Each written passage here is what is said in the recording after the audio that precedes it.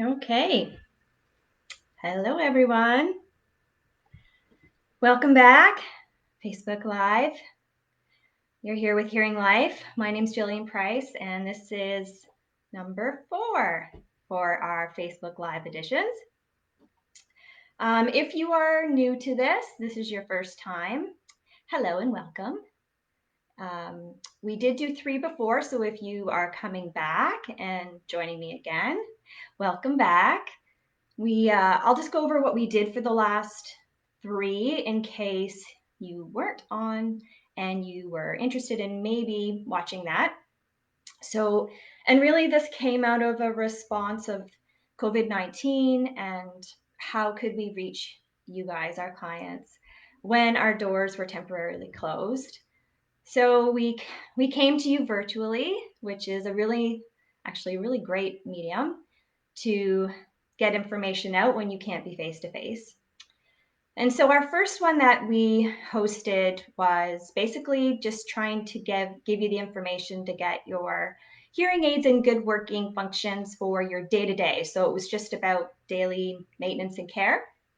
And that's available if you want to see it. So you can go to our website, which is hearinglife.ca, or you can visit our Facebook page and it's on there. And we have added closed captioning. So we can't do it at the time that we're making these videos, but we can do it after the fact. So if it's something that you want because you find it easier to follow these videos, then you might want to watch the recorded version because there's closed captioning. So it went over like how to clean your hearing aid, how to change a battery, where to store it at night, how to change a filter. And then the second episode that we did was more about troubleshooting. So we talked about how to fix your hearing aid at home if there's a problem. And you would normally come in and see us at the clinic, but you couldn't because our doors were temporarily closed. So we were trying to provide you with quick solutions that you could do at home if there was a problem with your hearing aid. And then the third session we looked at, it was a live walkthrough of our telesupport. So this whole time that we were closed, we were still offering services through our telesupport. And you could call us, you could email us, but we also had a website, and we still do, that has a bunch of resources, a bunch of instructional videos, and you can just go on there and pretty much find anything. And so I took you through like a walkthrough of that and showed you how to use it and how to type something in and how to get the information that you need. So that was the last one. And so I'm happy to say that our clinics are open again. So as of this week, we pretty much are open everywhere now, all across Canada. And that's great because now if you do need to see someone face to face or you have a problem that needs to be fixed in the clinic, you can arrange an appointment and come in and see us, which we're very, very happy that we're back. So I can move on from topics that were helping those that were at home and who were in isolation to now moving on to topics that maybe you can address now that our clinics are open. So a lot of us were, or a lot of people were asking if I could talk about hearing aids in particular, going over styles and pricing and what's the best option for you.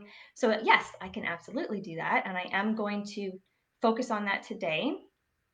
I just have to say quickly though, um, I'm going to give you some general information about hearing aids, but hearing aids are very unique to the person that's wearing them. So in terms of like specifically talking about someone's hearing loss and what is best for them, really we can only make those recommendations if I actually see you face to face. So your audiologist or clinician really needs to evaluate the test results of your hearing test and make those recommendations after they've looked at all the test results, and then also factoring in your personal preferences. So I can't really give specific recommendations about types of hearing aids for specific people, but I can certainly give you lots of general information that will still help you and will give you a little bit of background if you are thinking about coming in and getting your hearing tested, or if you know that you need hearing aids, but you're really not sure where to start with it all. So I just wanted to say that I am going to do Q&A after, so you feel free to to post questions. And if I can answer them, I absolutely will. And if it's a little too specific, then I'll tell you that. And there would be a question that maybe you'd want to ask one-on-one, or you would want to contact one of our clinics. So that is today. So just give me a second. I'm going to share my screen and give basically split the screen so that you can still see me, and then but you're also going to see some slides because there's some things I want to show you. So just give me a second to get all that set up, and hopefully technology will work.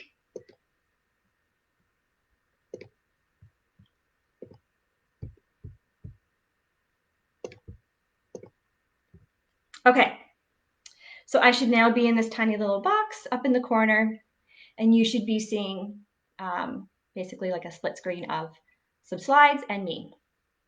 So I will be with you going over the slides for the entire presentation. And then, like I said, at the end, I will take questions. So let's get started. I'm also just going to move myself up here so that I'm not blocking any of the slides. Okay, so the first thing I wanted to tell you is just give you a definition of what a hearing aid actually is. So it's a battery-powered electronic device, and I think I've said that a lot. I think in every time I've come on here, I keep saying a hearing aid is an electronic device, and it's why you can't get it wet, and why you try to, make sure that it's dry, and we have to take care of it, because it is an electronic device, and there's a lot of parts in a hearing aid. There's a microphone, there's an amplifier, there's a receiver, which is basically just a speaker, and there's a computer chip inside as well. And really what's happening in a hearing aid is it's reproducing sounds at various frequencies. And so frequency is pitch or tone. So we hear at different frequencies. And so like a low pitched tone bass, that's sort of lower in frequency, and a higher pitched frequency would be like treble. So we can hear, like humans can hear, a variety of frequencies. And when we have hearing loss, we actually, especially age-related hearing loss, we lose our ability to hear different frequencies. So it doesn't kind of happen on a all at once. It happens more so in the higher pitch sounds and not as much in the lower pitch sounds. So when you start losing your hearing because of age, you lose the ability to hear these higher pitched soft sounds like women's voices or children's voices. But you can still hear the bass pretty good. So it's kind of uneven how it happens naturally. So the hearing aid is able to actually reproduce and provide amplification in the sounds that you need it. So if you need more high frequency amplification, then the hearing aid can do that. So hearing aids will range in style and size. They'll range in technology, flexibility, and even in the features that are built into them to help you hear in background noise. So they're not all the same. And if you've, ever wondered why there are different hearing aids and why there are different prices for hearing aids, it's because of all of those things. So the price of the hearing aid will be reflected in the technology and how flexible it is and what it can do for you in terms of sound performance and quality. So I have these pictures for you, and these are the styles that hearing aids come in. And I'll just move along from left to right. And I actually will break it down and go over each one individually for you so that we can sort of focus on them. Because you're probably wondering, like, how do I know which one is right for me? So on the left, you can see one that's called behind the ear. So we're going to go from left to right. So it moves from behind the ear, the open behind the ear, the in the canal, and then the completely in the canal.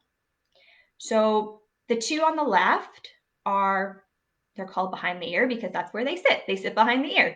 And then the other three that are sort of skin tone or a skin tone, they are considered custom. So they are called custom hearing aids because that's exactly what they are. They're built for only one person's ear. They're built for the user. So I would take an ear mold impression. So I would put goop in your ear. I would take an impression of what your ear looks like on the inside and the out. And then I would send that to the manufacturer, who would actually build your hearing aid. in the exact copy and shape of what your ear looks like. So it's actually pretty cool. And it would only fit your ear and nobody else's. So that's why it's called custom. And there are 3 different sizes that a custom hearing aid can come in. Actually, there's even a 4th. There's one that's even smaller than the completely in the canal. So we're going to break it down and go through each one, and I'll tell you sort of the pros and cons of each one, and what myself as an audiologist, what I would recommend for you. So BTE is short for behind the ear. And so we've got a picture of what it looks like outside of the ear and then what it looks like when it's actually on somebody's ear.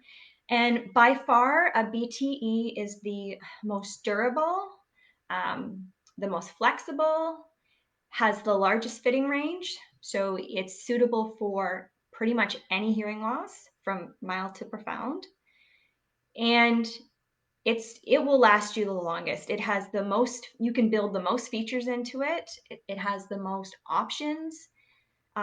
It can have the largest battery because it has space. So the pro of a behind the ear is that you have a ton of space in hearing aid terms to build whatever you want. So you can really utilize a lot of that space and pack it with all kinds of good stuff. The best features, lots of flexibility. You can have Bluetooth compatibility, lots of power. And because it sits outside of your ear, it gets tucked in sort of back here, it is not exposed to wax or moisture or all those funky things that a hearing aid that goes in your ear is. So it just ends up lasting longer because it's just not as exposed to all those things. The piece that it's attached to, which is called an ear mold, and that can either be, it's typically clear or translucent, and that can be acrylic, so it can be hard, or it can be silicone, so it can be soft and sort of pliable. But the key to why this lasts so long is because that mold can be replaced over and over and over, and that's the part that really has the wear and tear. But the hearing aid, it can always just be reattached. So you can have the hearing aid for many years and just be replacing the mold, which is where the wear and tear is happening. We use this for kids because a child is growing all the time and their ears are growing too.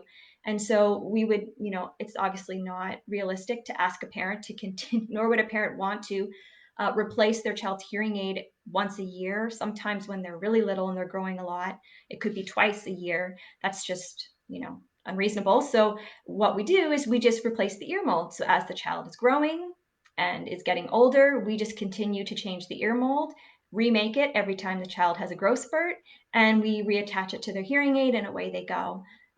The hearing aid can be reprogrammed over and over, so if the child's hearing changes, it will grow with them. So you can see how it's very durable and really makes the most sense for children.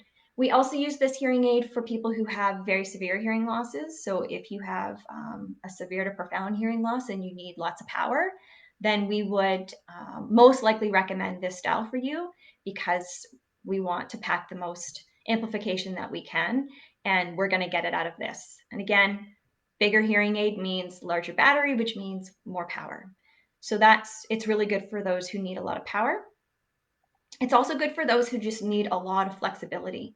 So if you have a hearing loss like Meniere's, and if you have hearing loss from Meniere's, which one of the symptoms is fluctuating hearing loss, so your hearing loss changes from time to time, sometimes it's worse than others, then you need a hearing aid that can also change with you.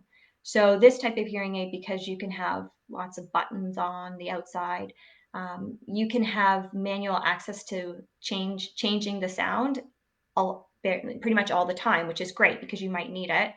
And for us, we have a ton of flexibility when we're programming your hearing aid because we have such a range. So it's really good if you need lots of flexibility. I think that's it for that one. Okay, moving on. So this is probably the most common or the most popular of all of the styles of hearing aids. And the reason it's the most popular is because it is the one that we recommend most often for people who have age-related hearing loss and are just starting out. So if you are new to the hearing loss world and you've just learned that you have some hearing loss, and it is due to aging or maybe even some noise exposure, we're likely going to recommend this style for you. And I'll tell you why we would recommend this over the other styles. So with all the other styles of hearing aid, once you put it in your ear, you have to plug up the ear. So even with all the customs, because they sit right in your ear, and even with the one I just showed you, typically we've blocked your ear with a piece of acrylic in it. So all the sounds that are coming from your environment have to go through the hearing aid in order for you to hear it. So essentially your natural hearing is disrupted because you now have an earplug in your ear. A hearing aid shut off is just an earplug. It blocks out how your ear naturally picks up sound. So if you wear that hearing aid, really, we're not utilizing any of your natural hearing. We're going to get all those sounds to go through the hearing aid, and the hearing aid will do the work for you. But what if you don't need to hear all sounds amplified? You just need to hear some sounds amplified. And if you remember what I just said earlier, if you have age-related hearing loss, you can hear some sounds normal, but not others. So you can hear low bassy tones okay, but you can't hear the higher pitched treble tones as well. So you really only need help with treble, not bass. So wouldn't it be great if you had a hearing aid that allowed you to still hear bass naturally, and you only got help in the treble where you need it? So this style does exactly that, and it does it by keeping your ear canal completely open. This is the hearing aid that has those little domes. So I've been talking about that in previous ones. So there's like little open slots in the dome. So it allows your ear canal to be completely open and sound can travel in and out. So if you can hear low bassy tones naturally, if you wear this hearing aid, you're still going to hear them naturally. And if you need a little help with the treble, then the hearing aid will kick in and give you that help. So the users of this hearing aid describe this hearing aid as a very natural sounding hearing aid. It's also extremely comfortable. It's very lightweight, and it's also very discreet. So if you're looking for something that's cosmetically discreet, lightweight, comfortable, and natural sounding, this is the hearing aid for you. It is suitable for most hearing losses, not necessarily severe to profound. You're probably going to have to plug up your ear a little bit to get that much power out of the hearing aid. But for mild, moderate to moderately severe, it works really, really well.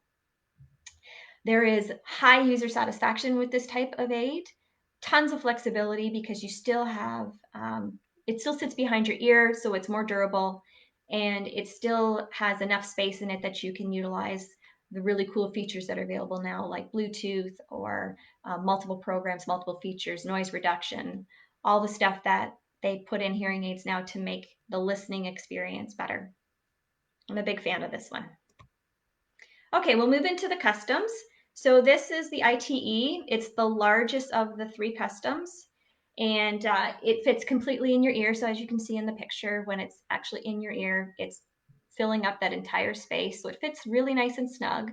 One of the pros of this type of aid is that it does give you a really nice seal, and it's all one piece. So you're not dealing with two pieces, that one that goes in and one that goes behind. So it can be a little bit easier to put in because you're really only just dealing with one piece. And because it's pretty large, it's pretty easy to hang on to. And so it pops in pretty smoothly, which is good. It typically it can have a larger battery than some of the other hearing aids. So if you need your battery to be a little bit bigger, or you want a little bit longer battery life, then this would be one that you might consider. It's still large enough that you get some of the good features. So it's going to help in background noise. You're going to have noise reduction. It's going to help filter out background noise. You can have volume control on there. You can have multiple programs because you still have the space to build all that. So of the customs, this is probably the most flexible one because it still has enough room inside to give you what you need. And as you get smaller and smaller in the hearing aid world, you start cutting out features, cutting out options. And, me as your audiologist, I don't want to do that, but, they are popular for some people, and they may be a little more cosmetically pleasing. So that's why people would want to go smaller. So this is half the size of the one I just showed you. It's called an ITC. And it is suitable for mild to moderately severe. So again, the smaller you go in size, you're going to be cutting the fitting range down. So with the larger ones, your fitting range is pretty much any hearing loss, but as soon as you start cutting the size, then the amplifier is smaller. The components inside all have to be tinier. So again, you're cutting features, you're cutting flexibility. So you're going to cut it a little bit if you go with this style. You might not be able to get a volume control on there or a program button depending on the size of your ear canal, because again, it has to fit your ear. So for me, I have small ears. So if I am looking for this style of hearing aid, they for certain will have to cut out a bunch of features because they won't have any room to build it because my ear is small and it has to fit my ear. It can only be as big as your ear. So if you have tiny ears, then chances are your platform is going to be pretty small and they won't have a lot of room to work with. So for sure, this type of hearing aid is more cosmetically pleasing if you're looking for a smaller hearing aid. And you can, again, get some features, maybe not all. So it's kind of a happy medium between going with something that's the smallest versus something that's a little bit larger. Okay, so the completely in the canal, or the CIC, is one of the very smallest hearing aids you can get. And honestly, the whole point of this hearing aid is just to make it disappear. It's completely designed for cosmetics. You lose almost all features when you go to this size. You can't have two microphones anymore, so noise reduction is not as good. Filtering out background noise isn't as good. Really, the best thing about this hearing aid is that if you don't want people to see it, chances are they won't. I'm not a huge fan of this. Audiologically, I'm not a huge fan. I understand why people would want this style, but it's hard for me to recommend something that I know is audiologically not as good as maybe another style, and that I have to strip down all these features that I know would help you hear better in order for it to be small. But I'm not the one wearing it, and it has to be a decision that you make that you're comfortable with. And if this is what you're comfortable with, then I support you. And so if this is if the cosmetics and people not seeing it is important to you, then I respect that, and this would be a style of hearing aid that you would want to look for. The fitting range is a little bit smaller, so you're looking for more mild to moderate hearing losses. If you have a more severe loss, this will not be powerful enough for you. And if you do need, again, some features that we know would help you, then we likely won't recommend this. So just keep that in mind. Again, there's always the recommendation, and then there's your personal preference, and the two you find, the common ground, and you go with what you're comfortable with. I get asked this a lot in clinic and outside of clinic. If I have hearing loss, can I just get one? Like, can I just get by with one? And the answer is, if you have hearing loss in both ears, then you should always be wearing two hearing aids. And I'll use the analogy of your eyes because I just think it's easier for people to sort of wrap their head around if they think about the situation and use it as an analogy. So say you go to the eye doctor and you get your eyes checked, and the doctor says, okay, well, you're going to need glasses. So I'm going to write you a prescription. And then you say back to the doc, okay, but can I just wear it on one eye? Can you just like make half? And I'll just go blurry on this side, and we'll just work with this one clear eye here. Like, it sounds ridiculous, right? Well, it's exactly the same for hearing aids. Your ears, which are on both sides of your head for a reason, take the sounds that they hear from both sides of your head and make one complete image based on the timing and frequency information that comes from both ears. Just like your eyes take the images that it sees, and the brain makes one complete image. If you only give your brain half of the image, then you're only giving it half of the information. So how do you expect it to perform optimally? It's the exact same thing with your ears and hearing. So you just have to give it what it needs. And if you have hearing loss in both ears, then you should be wearing hearing aids in both ears. Sound localization, which is extremely important for all of us. It's how you know, for example, when a siren is coming from somewhere, how you know where it's coming from. Is it coming from front, back, side, left, right? So if an ambulance is driving by and you need to pull over, it's the ears that tell you where that sound is coming from, and it's the input from both of your ears that actually do it. And it's just very subtle differences in timing and frequency that tell your brain, yeah, okay, it's coming from the left side and from the back. If you don't have that information to provide to your brain, then you can't tell your brain where sounds are coming from. And if you only amplify one side, that's exactly what you're going to do. So for that reason alone, if you want to maintain sound localization, then you need to wear 2 hearing aids. But I mean, just thinking about like mono versus stereo, stereo always sounds better than mono. It is easier to hear in background noise if you have 2 ears working for you. And you also don't want that ear to get lazy, because over time it gets kind of lazy and dormant if you don't stimulate it. And you can be at risk for auditory deprivation. So you really don't want to put one ear at a disadvantage because you weren't amplifying or aiding it while you chose to maybe treat one side, not the other. I'll just talk quickly about funding, because I do get lots of questions about, is there any government funding for hearing aids? And depending on where you are in Canada, the funding is a little bit different. So I'm coming to you from London, Ontario, so I know the funding for Ontario very well. And you'll be happy to know, if you do live in Ontario and you have a valid health card, that's all you need is a valid health card, OHIP, that you are eligible. And there is no criteria other than that, child or adult, and you will receive $500 per ear every 5 years. So, that's pretty easy for us in Ontario, and the program is called ADP, or Assistive Devices Program. Now, in Alberta, they have something similar. They have AADL, and they do provide funding. It's available once every 5 years for all seniors. And then there's also a subsection for low-income adults that are 18 to 64. It's a little bit more complicated with the application process, because you do have to ensure that you're eligible, but it's essentially sort of the same thing. If you meet their criteria, then you get the funding.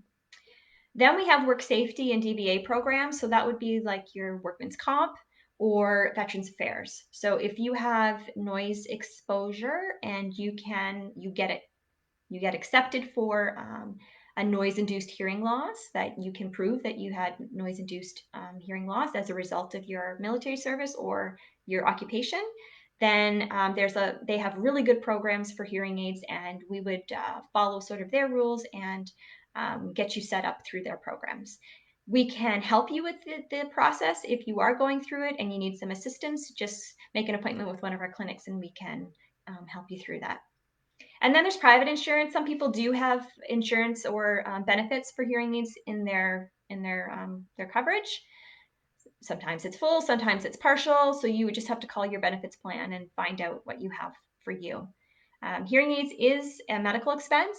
Hearing aids are a medical device, and a prescription of a hearing aid is a protected act.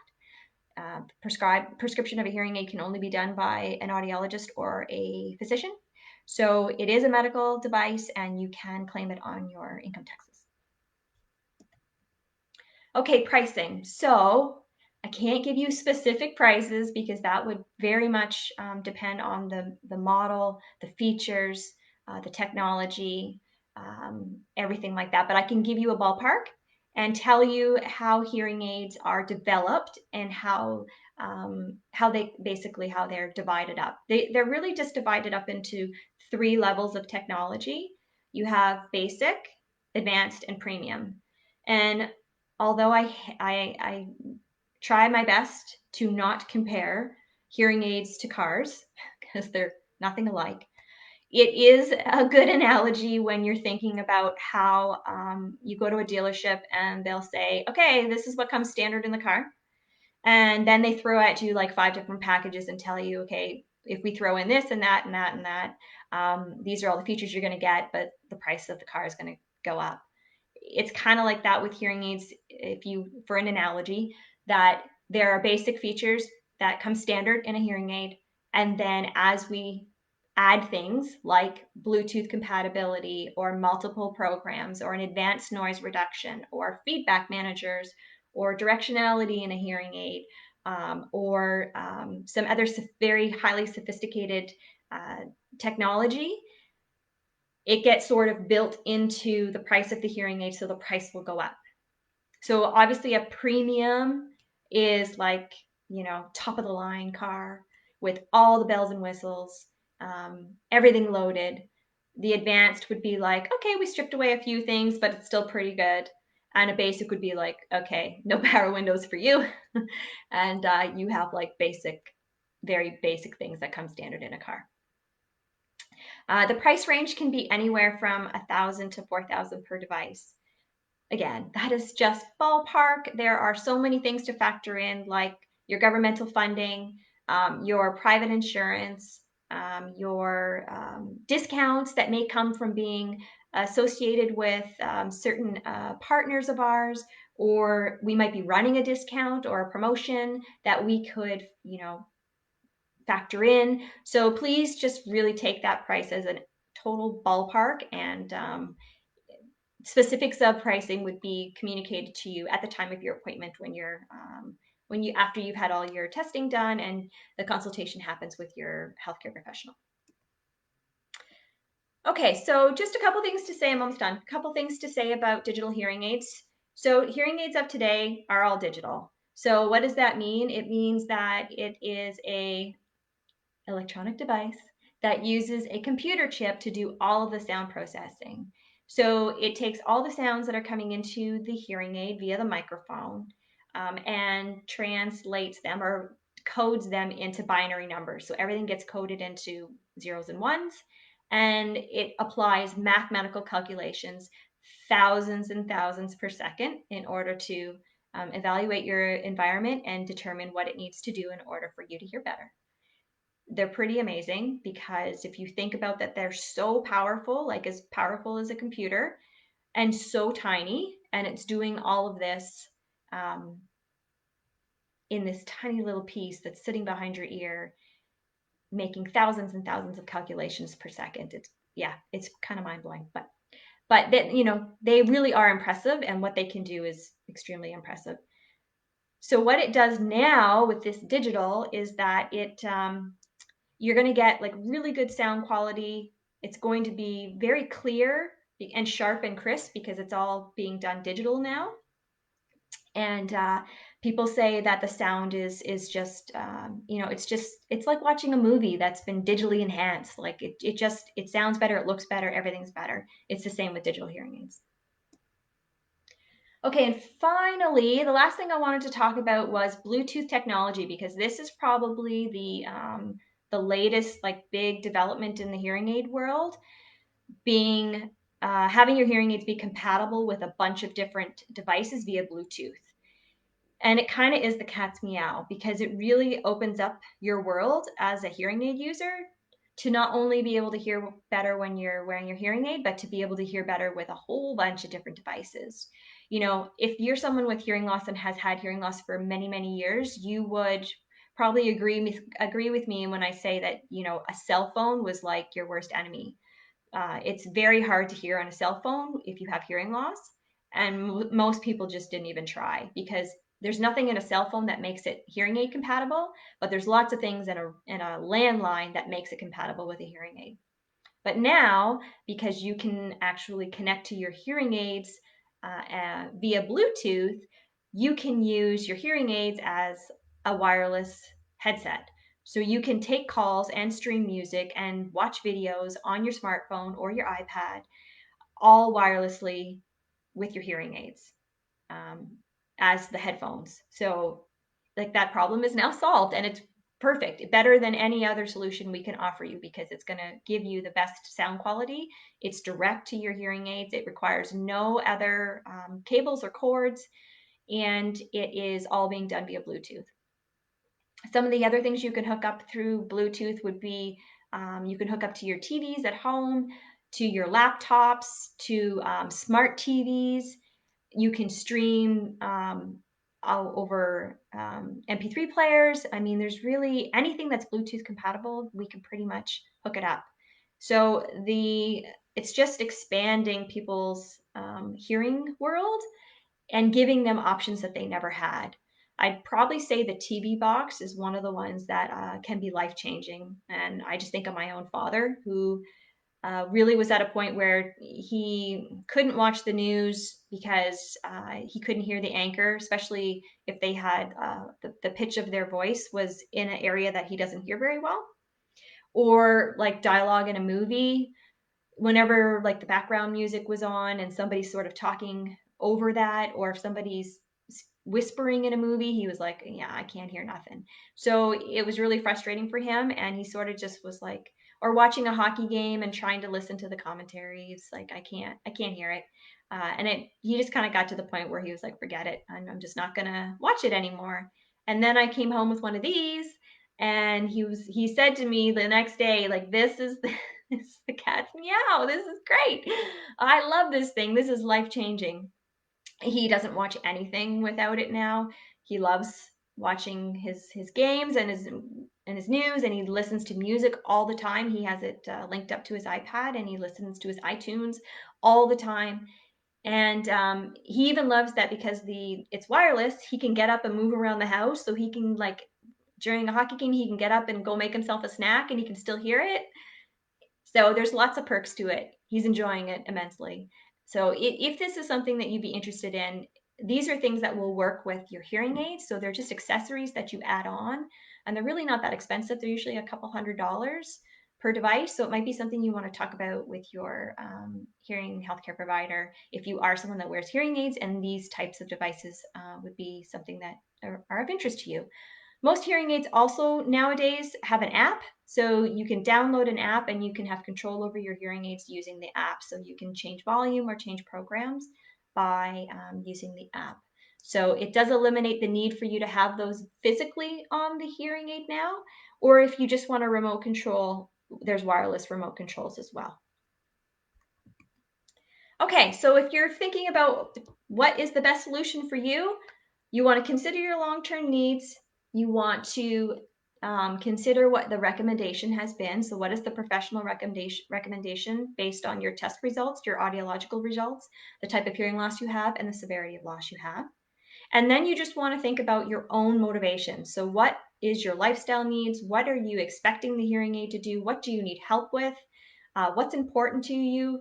What's going to motivate you to wear the hearing aids?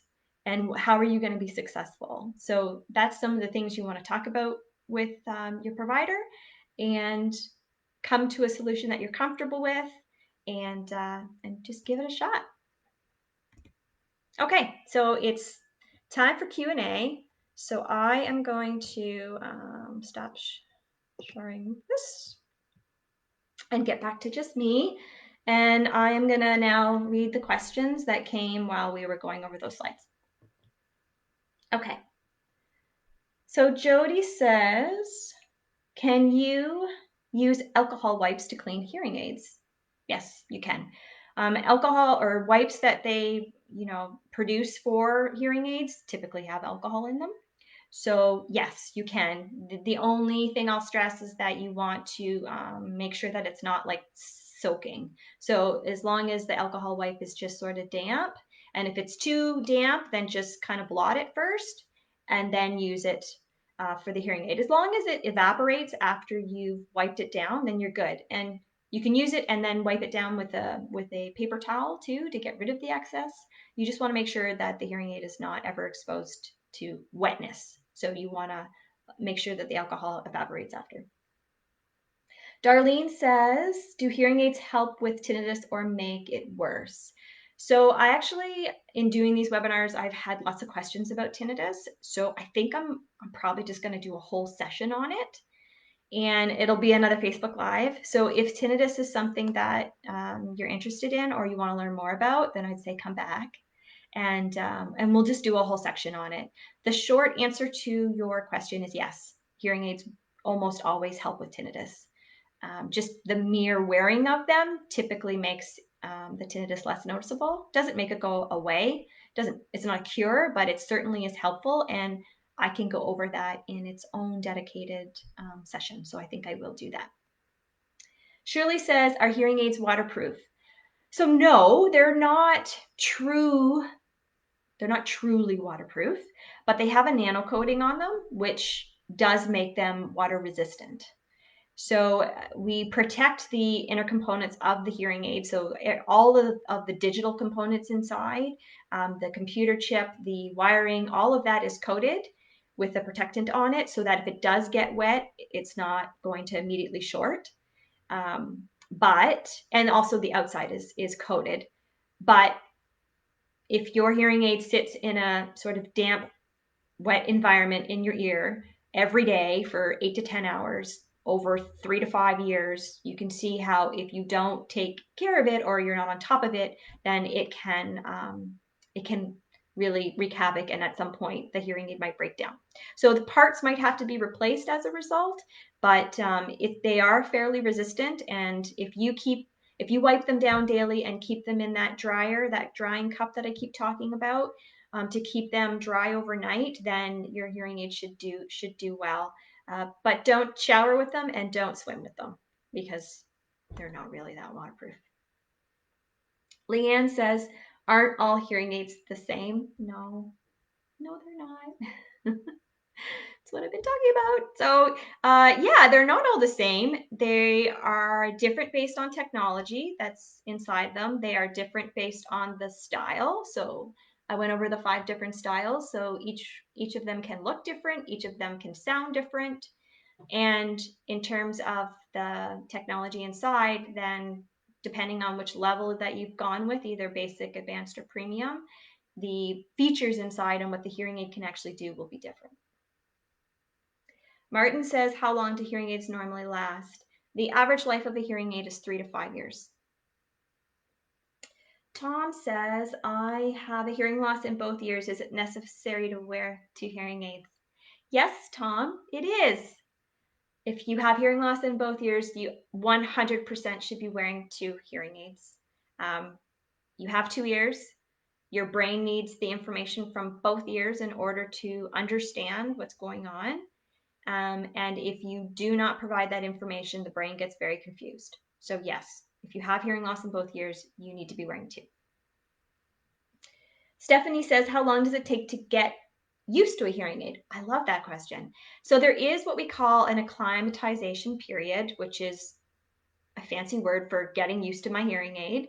We typically say it's about 3 months, but being in clinic for many years, I know that's not true for everyone. I have had people who are literally done acclimatizing in a week, and they come back and they're like, I'm good. I love them. I have no problems. I wear them all day. I can't even tell they're on. They're so comfortable. I just go throughout my day. I love them. That's great. And then I have people who I work with for up to a year, getting them to the point that they can just wear the hearing aid for a full day without wanting to take it out, because there are many reasons why. Sometimes it's just that the longer you go, the harder it is for your brain to get used to it. So if you've gone, say, a decade of not doing anything about your hearing, and then you try to reintroduce all of these sounds back in, it's very difficult. So those people who tend to take longer to adjust to hearing aids than someone who treated their hearing loss at an earlier stage, has a more mild loss, is maybe younger, and their brain is younger, and so they can essentially adjust. So there are lots of reasons why, but we say on average it should take you no longer than 3 months for the average person to adjust to hearing aids.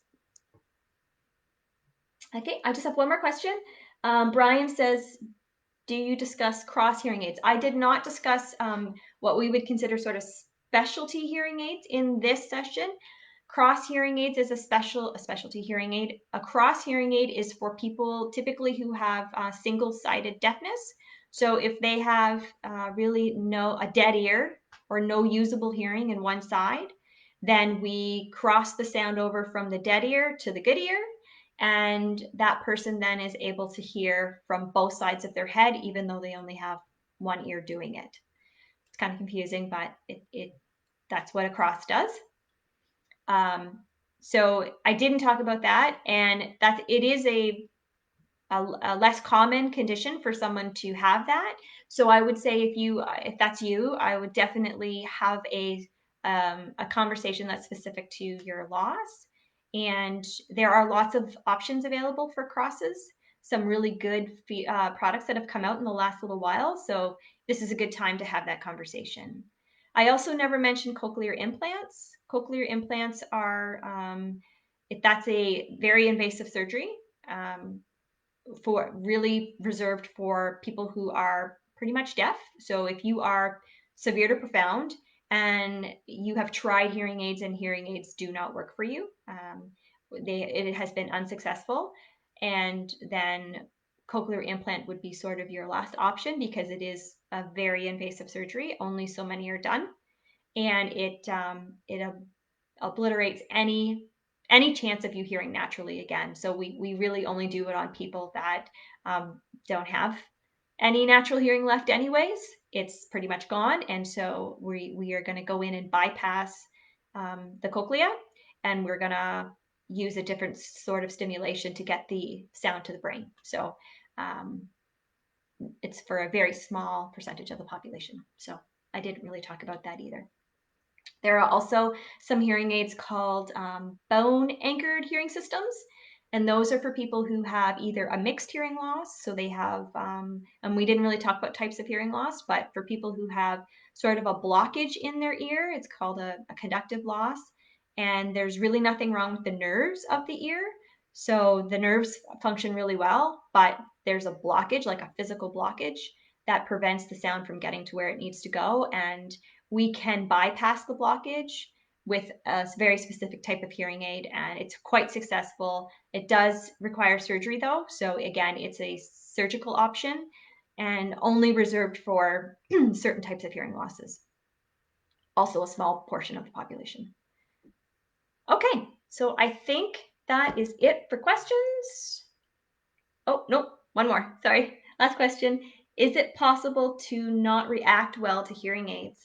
Yeah, it's possible.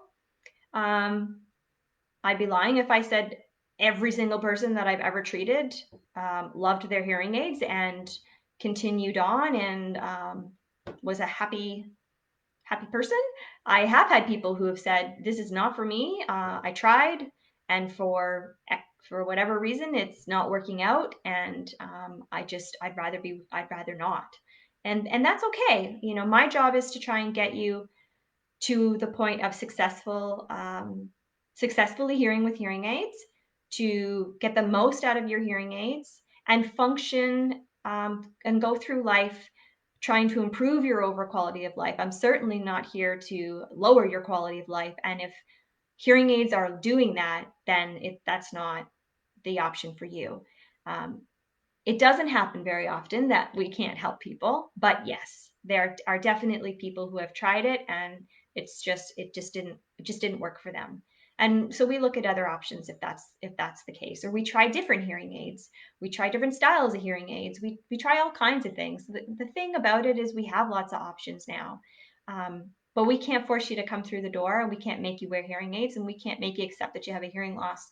So really the onus is on you to make the first step, make the call, come in and see us, and then we can help you once you've sort of made that first step. So there is some responsibility on your part to take action, and know that we're here to help you once you've said, okay, I'm ready to try. Okay, that's it for the questions. I think that's it for today. If you have any other questions that I didn't get to, please feel free to put them in the comments box below. And again, I am open to options for upcoming topics. So if there's anything that you would like me to talk about now that we are open again, so we don't really have to focus as much on getting through isolation and having to troubleshoot your own problems at home, because we are here to help you now, so we can sort of expand the topics. I'll continue to do these Facebook Lives as long as there are issues for me to talk about and topics for me to explore. So I'm here for you if you have anything for me. Once again, my name is Jillian Price. I'm the Chief Audiologist with Hearing Life, and I'm sure I will be back to do another one of these. I hope you all have a great day. Thank you for spending some time with me, and go enjoy the sunshine. Okay, everyone, take care. Bye-bye.